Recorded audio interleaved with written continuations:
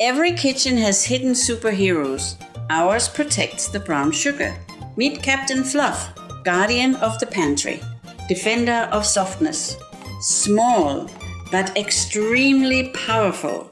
Because sometimes you open the brown sugar container, reach in with a spoon, and suddenly it feels like you're trying to dig through a brick. Nothing is wrong with the sugar. It has simply dried out. And that is exactly the problem Captain Fluff is here to solve. But there is a very simple kitchen trick that solves this problem. When you first bring brown sugar home, transfer it to a plastic container and add 2 or 3 regular marshmallows right into the container. Then close the lid. Those little marshmallows quietly go to work. They slowly release a bit of moisture back into the sugar, helping keep it soft and easy to scoop. Grandmother often said something very simple. The kitchen works best when the ingredients cooperate. Brown sugar has a wonderful way of improving a dish.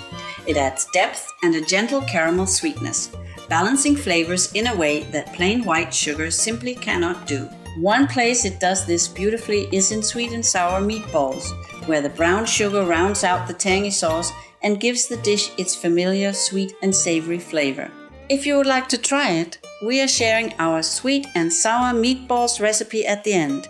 Did you find this little tip helpful? Liking us will allow our grandmother's wisdom to come your way. Grandmother would say that sometimes the difference between a smooth recipe and a frustrating one is simply knowing a small trick ahead of time. Grandmother's Kitchen, where even a little marshmallow tip can save the day.